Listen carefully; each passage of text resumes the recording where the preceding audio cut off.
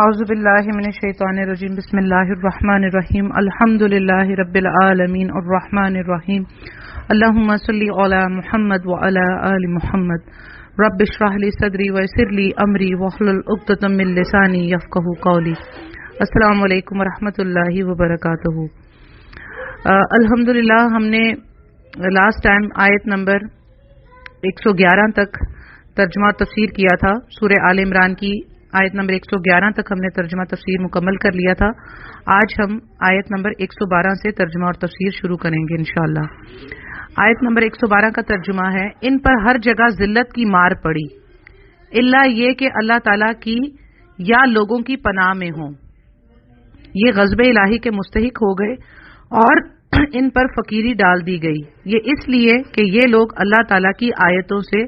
کفر کرتے تھے اور بے وجہ انبیاء کو قتل کرتے تھے. یہ بدلہ ہے ان کی نافرمانیوں اور زیادتیوں کا. یہاں پہ بھی اللہ سبحانہ تعالیٰ بیان کر رہے ہیں کہ یہودیوں پر جو ذلت اور مسکنت غضب الہی کے نتیجے میں مسلط کی گئی تھی،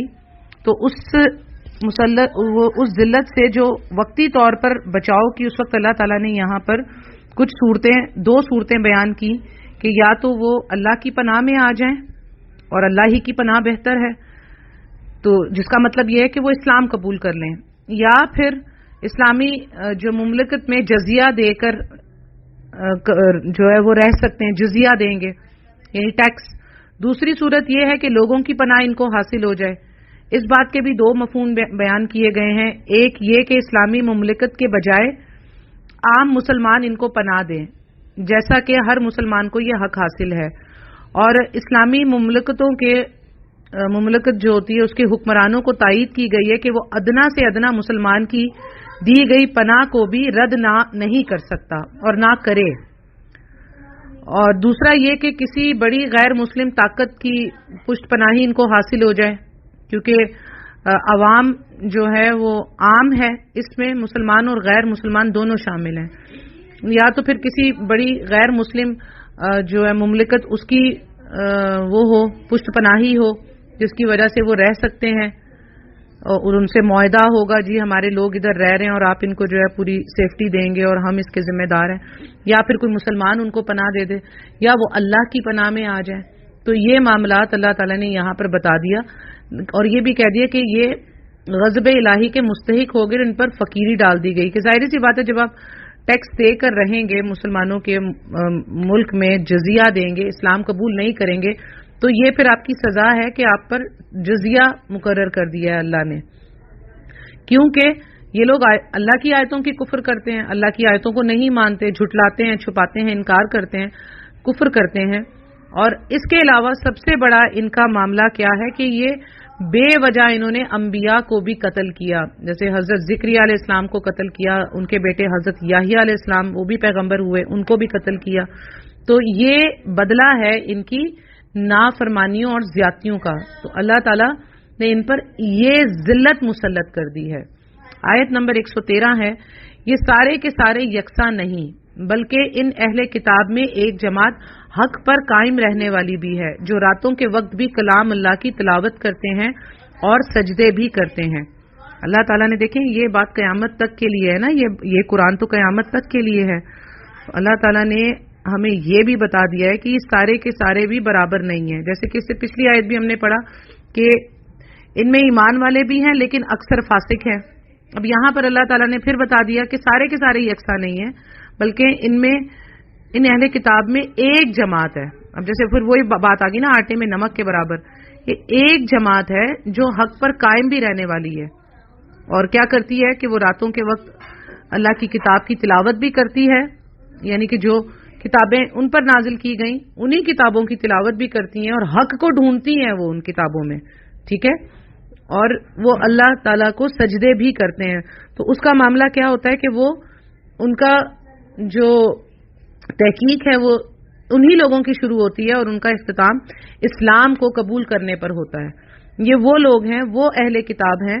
جو آج تیزی کے ساتھ الحمدللہ اسلام قبول کر رہے ہیں، کیونکہ انہوں نے اپنے جو کتاب میں نماز کا حکم تھا اس کو بھی برابر جاری رکھا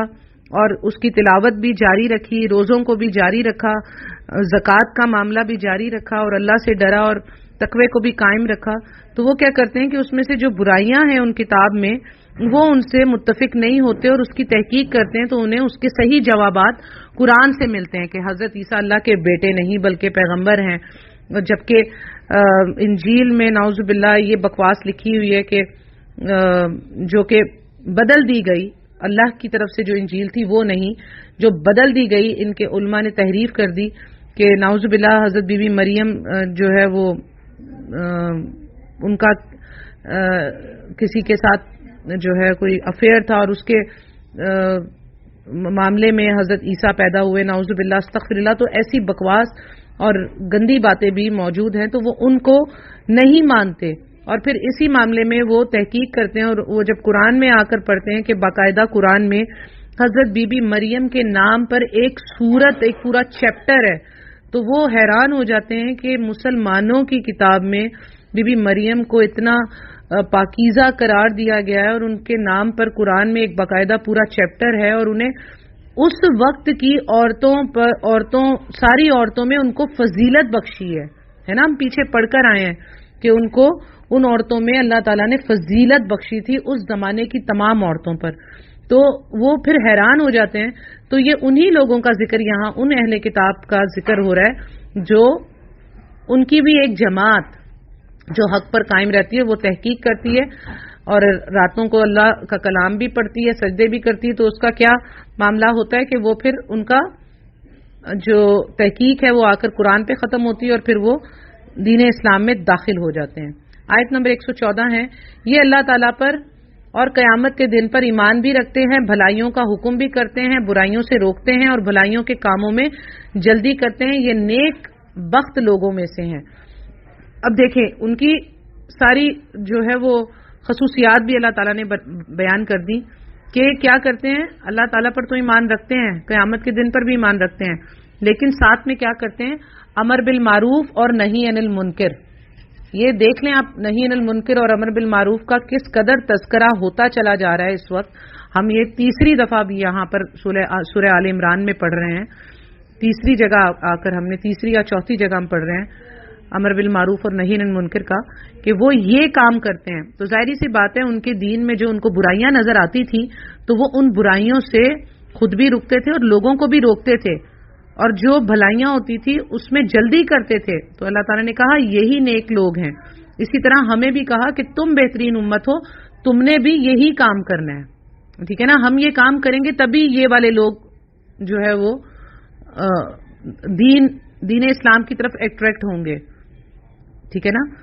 آیت نمبر 115 ہے، یہ جو کچھ بھی بھلائیاں کریں ان کی ناقدری نہ کی جائے گی اور اللہ تعالیٰ پرہیزگاروں کو خوب جانتا ہے۔ اللہ سبحانہ تعالیٰ فرما رہے ہیں کہ یہ جو کچھ بھی بھلائیاں کرے ان کی ناقدری نہ کی جائے گی، کیونکہ اللہ تعالیٰ جو ہے وہ کسی کی ذرہ برابر نیکی بھی ہو تو اس کو بھی لکھ دیتا ہے اور جو ذرہ برابر برائی ہو اس کو بھی لکھ دیتا ہے، اور بعض اوقات تو لکھواتا بھی نہیں ہے فرشتوں سے کہ یہ آگے توبہ کرنے والا ہے، کیونکہ یہ فرشتے نہیں جانتے، اللہ جانتا ہے۔ تو بعض اوقات وہ جب تک کر نہ لی جائے تب تک لکھی نہیں جاتی، اور بعض اوقات پتہ ہوتا ہے کہ توبہ کر لے گا تو بھی وہ نہیں لکھی جاتی۔ اللہ تعالیٰ اتنا رحم و کرم کرنے والا ہے۔ تو اللہ تعالیٰ نے فرما دیا یہ وہ لوگ ہیں جو کہ نبی صلی اللہ علیہ وسلم پر ایمان لاتے ہیں اور پھر اسلام سے شرف حاصل کرتے ہیں، اللہ تعالیٰ انہیں اسلام میں داخل فرما دیتا ہے، اور اہل تقوی ایمان والوں کی خوبیاں پائی جاتی ہیں ان میں، اور وہ شریعت کی اطاعت اور نبی کریم صلی اللہ علیہ وسلم کا اتباع کرتے ہیں، راتوں کو قیام بھی کرتے ہیں، امر بالمعروف نہی عن المنکر بھی کرتے ہیں، اور وہ نبی صلی اللہ علیہ وسلم پر ایمان لانے کا حکم دیتے ہیں اور آپ صلی اللہ علیہ وسلم کی مخالفت کرنے سے روکتے ہیں، ٹھیک ہے نا۔ جو لوگ نبی صلی اللہ علیہ وسلم کی مخالفت کرتے ہیں ان لوگوں کو وہ روکتے ہیں کہ نہیں، ان کی مخالفت نہیں کرو، وہ اللہ کے آخری نبی ہیں جس کا ذکر ہمیں ہمارے پیغمبر حضرت عیسیٰ علیہ السلام نے بتا دیا تھا، اور بتا دیا تھا کہ ایک احمد نام کا جو ہے وہ پیغمبر آئے گا اور وہ تمہیں بتائے گا کہ آگے کیا کرنا ہے۔ تو وہ باقاعدہ نبی صلی اللہ علیہ وسلم پر ایمان لانے کا حکم دیتے ہیں اور حضرت عیسیٰ کی پیشن گوئیوں کو بھی بتاتے ہیں، چھپاتے نہیں ہیں جس طرح کہ یہودی چھپاتے تھے۔ تو اللہ تعالیٰ نے فرمایا کہ ان کی جو ہے اللہ تعالیٰ فل قدر کرتا ہے، اور اس کی قدر کیا ہوتی ہے کہ اللہ تعالیٰ ان کو دین اسلام میں داخل فرما دیتا ہے، کیونکہ اللہ تعالیٰ پرہیزگاروں کو خوب اچھی طرح جانتا ہے. کوئی جانے نہ جانے جس نے بنایا ہے، جس کی مخلوق ہے، وہ تو جانتا ہے نا. پھر آیت نمبر 116 کا ترجمہ ہے، کافروں کو ان کے مال اور ان کی اولاد اللہ کے ہاں کچھ کام نہ آئیں گے، یہ تو جہنمی ہیں جو ہمیشہ اسی میں پڑے رہیں گے. کافر لوگ جو ہوتے تھے وہ اپنے بیٹوں کے اوپر، خاص طور پر جب بیٹے ہوتے تھے پیدا، تو وہ بیٹوں پہ بڑا ناز کرتے تھے، کیونکہ آپ تو جانتے ہیں مشرکین مکہ بیٹیوں کو پیدا ہوتے ہی دفنا دیتے تھے. تو وہ اپنے بیٹوں پر اور جو مال ہوتا تھا اس پر وہ بڑا زیادہ اتراتے تھے، بڑا مطلب فخر کرتے تھے ان چیزوں پر. تو اللہ تعالیٰ کہہ رہا ہے کافروں پر، یعنی جو چھپاتے ہیں حق کو، جو جھٹلاتے ہیں حق کو، جو انکار کرتے ہیں حق کا، وہ کافر، ان کو چاہے ان کا مال کتنا ہی کیوں نہ ہو، سونے کے پہاڑ بھرے ہوئے ہوں، وادی ایک بھری ہوئی ہو، 2 وادیاں بھی ہوں، اور اولاد کی بھرمار ہو، بیٹوں کی بھرمار ہو، تو اللہ کے ہاں یہ کوئی کام نہیں آئیں گے. آخرت میں ان کا سکہ نہیں چلے گا، یہ سب ختم. تو اللہ تعالیٰ کے سامنے کیا کام آتا ہے؟ ایمان. ایمان کی دولت اللہ کے سامنے جو ہے وہ ہمیں نجات دلوائے گی، ایمان ہمیں نجات دلوائے گا، نہ کہ مال اور اولاد. تو اللہ تعالیٰ نے یہاں پر انکار کرنے والوں کو کہہ دیا کہ ان کے کام نہ تو ان کی اولاد آئے گی اور نہ ہی ان کا مال آئے گا، یہ جہنم میں ہمیشہ ہمیشہ پڑے رہیں گے. اللہم اجرنا من النار، اللہم اجرنا من النار، اللہم اجرنا من النار، آمین. آیت نمبر 117 کا ترجمہ ہے، یہ کفار جو خرچ اخراجات کرے، اس کی مثال یہ ہے کہ ایک تند ہوا چلی جس میں پالا تھا، جو ظالموں کی کھیتی پر پڑا اور اسے تہس نہس کر دیا. اللہ تعالیٰ نے ان پر ظلم نہیں کیا بلکہ وہ خود اپنی جانوں پر ظلم کرتے ہیں. یہاں پر اللہ تعالیٰ بتا رہے ہیں کہ ان کی مثال اس سخت پالے کی سی ہے جو ہری بھری کھیتی کو جلا کر خاکسر کر دیتا ہے. ٹھیک ہے نا. یہ جو خرچ کرتے ہیں اور جو یہ سمجھتے ہیں کہ یہ نیک کام کر رہے ہیں، اچھے کام کر رہے ہیں، تو ان کے کام کی یہ مثال اللہ نے دی ہے کہ ایسے ہیں ان کے اعمال اور ان کے کام کہ جو ایک ہری بھری کھیتی کو بھی جلا کر خاکسر کر دیں. بظاہر تو یہ اس کو دیکھ کر بڑے خوش ہو رہے ہیں اور نفع کی امید رکھتے ہیں، تو اچانک کیا ہوتا ہے کہ ان کی امیدیں خاک میں مل جاتی ہیں. کیونکہ اس آیت سے معلوم ہوا کہ جب تک ایمان نہیں ہوگا، کتنے ہی نیک کاموں پر آپ خرچ کر لیں، اس کی چاہے آپ دنیا میں اس کی کتنی ہی شہرت ہو جائے، آخرت میں اس کا کوئی صلہ نہیں ملے گا. وہاں پر جہنم کا دائمی عذاب ہی حصے میں آئے گا. اور اللہ تعالیٰ کہتا ہے اللہ تعالیٰ کسی پر بھی ظلم نہیں کرتا، خود ہی اپنی جانوں پر ظلم کرتے ہیں. کیونکہ میں نے آپ کو بتایا تھا نا کہ اللہ تعالیٰ نے فرمایا کہ ہم کسی پر ظلم کرنے والے نہیں ہیں بلکہ خود اپنی جانوں پر، یہ خود ظالم ہے. کیونکہ ظاہری سی بات ہے جو انسان اپنی جان پر ظلم کرے گا وہ جہنم میں ہی جائے گا نا، وہ مطلب اپنے آپ کو جہنم میں جلانے کے لیے تیار ہے. تو جو اپنی جان سے محبت کرتا ہوگا، جسے جان اپنی پیاری ہوگی، تو وہ تو آگ سے بچنے کی، جہنم سے بچنے کی کوشش کرے گا. تو یہاں پر ایمان، اللہ پر ایمان لانا لازمی ہے، اس کے سارے پیغمبروں پر ایمان لانا لازمی ہے. اس کے علاوہ اس کی کوئی نیکی کا کوئی اجر نہیں ملے گا، بیکار ضائع جائے گی. تو جب تک ایمان کے بغیر نیکی ہے اس کا کوئی وزن نہیں ہے. آیت نمبر 118 کا ترجمہ ہے آیت نمبر 118 کا ترجمہ ہے، اے ایمان والوں تم اپنا دلی دوست ایمان والوں کے سوا اور کسی کو نہ بناؤ، تو تم نہیں دیکھتے دوسرے لوگ تمہاری تباہی میں کوئی کسر اٹھا نہیں رکھتے،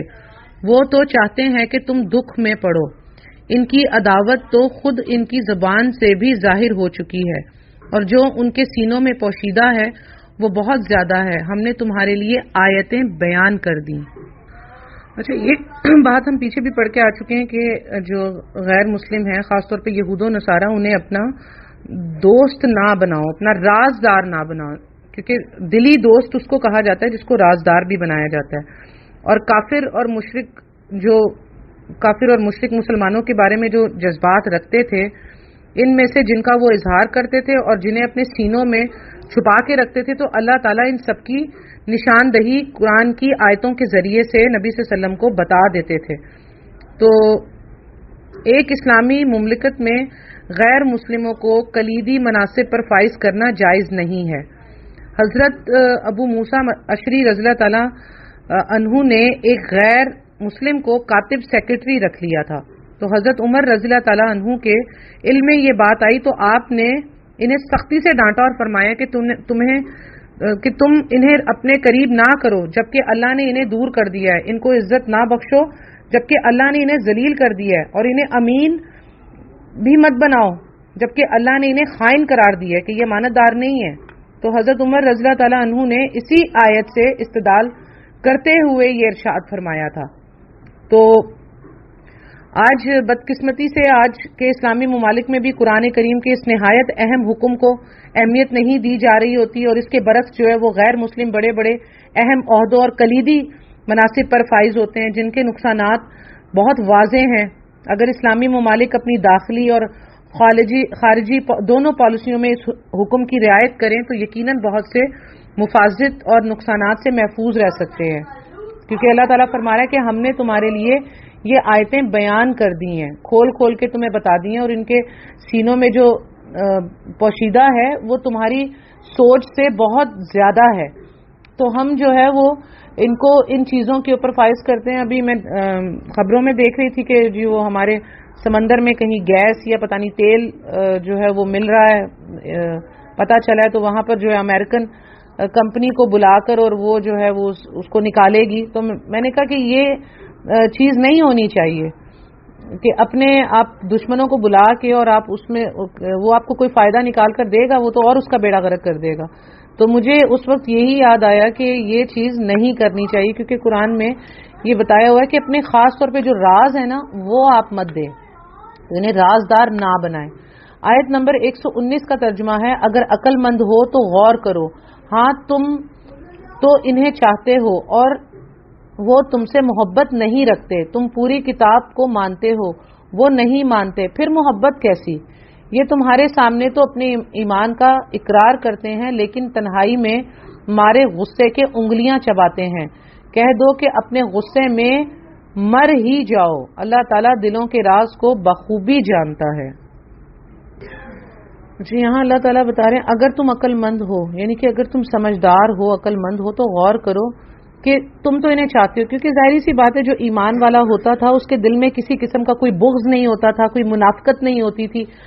وہ کوئی ایسا کام ہی نہیں کرتا تھا۔ مسلمان ہونے کا مقصد یہ نا کہ اللہ تعالیٰ کا فرما بردار، تو وہ تو ان میں تو ایسی چیز نہیں ہوتی تھی۔ اللہ کہہ رہے ہیں ہاں تم تو انہیں چاہتے ہو لیکن وہ تم سے محبت نہیں رکھتے، بیکاز وہ بغض بھی رکھتے ہیں اور منافق ہیں، اور تم پورے کی پوری کتاب کو مانتے ہو، قرآن کو پورے کو مانتے ہو، لیکن وہ نہیں مانتے، تو پھر یہ محبت کیسی؟ تو یہ تمہارے سامنے تو اپنے ایمان کا اقرار کرتے ہیں، کیونکہ اچھا یہ خاص کر کیونکہ نبی صلی اللہ علیہ وسلم پر یہ آیتیں اتر رہی ہیں اور وہ وقت وہ دور سب ساتھ ہوتے تھے، آمنے سامنے ہوتے تھے، تو اس وقت پتہ بھی چل جاتا تھا، اور نبی صلی اللہ علیہ وسلم کو اللہ تعالیٰ نے منافقوں کے باقاعدہ نام بھی بتا دیے تھے، جو کہ نبی صلی اللہ علیہ وسلم نے اپنے ایک ساتھی کو بتایا، اس کے سوا کسی کو نہیں بتایا اور اپنا رازدار رکھا۔ تو آج کے دور میں ہم یہ نہیں کہہ سکتے کہ جی کون ہے اور صحیح ایمان والا ہے یا وہ ہم سے محبت رکھتا ہے اور کون نہیں رکھتا، کیونکہ آج ہمارے پاس پیغمبر نہیں ہے کہ جو ہمیں یہ بات بتا سکے، نہ صحابہ کرام ہے جو نشاندہی کر سکیں، لیکن ہمیں اس معاملے میں محتاط رہنا ہے اور ہمیں جو ہے اس چیز کو دیکھنا ہے اچھی طرح کہ اپنے راز و نیاز نہیں دینے، اور محبت بھی اتنی ہی رکھنی ہے جتنی ہمیں اللہ اور اس کے رسول نے اجازت دی ہے، اس سے زیادہ نہیں۔ تو اللہ تعالیٰ فرما رہے ہیں کہ ایسی کوئی محبت نہیں محبت کہلاتی کہ وہ آپ کی کتاب کو نہ مانے، تو پھر کوئی محبت نہیں ہے۔ یہ تو تمہارے سامنے تو اپنے ایمان کا اقرار کر لیتے ہیں، لیکن جب الگ ہوتے ہیں تو غصے سے تمہیں برا بھلا بھی کہتے ہیں اور یہاں تک کہ انگلیاں چباتے ہیں۔ تو اللہ تعالیٰ کہہ رہے ہیں کہ ایسے لوگوں کو لعنت ہے کہ وہ اپنے غصے میں مر ہی جائیں تو اچھا ہے۔ اللہ تعالیٰ دلوں کے راز کو بخوبی جانتا ہے، کیونکہ اللہ تعالیٰ جانتا ہے کہ ان کے دلوں میں کیا راز پوشیدہ ہے۔ آیت نمبر 120 ہے، اگر تمہیں اگر بھلائی ملے تو یہ نہ خوش ہوتے ہیں، ہاں اگر برائی پہنچے تو خوش ہوتے ہیں، تم اگر صبر کرو اور پرہیزگاری کرو تو ان کا مکر تمہیں کچھ نقصان نہ دے گا، اللہ تعالی نے ان کے اعمال کا احاطہ کر رکھا ہے۔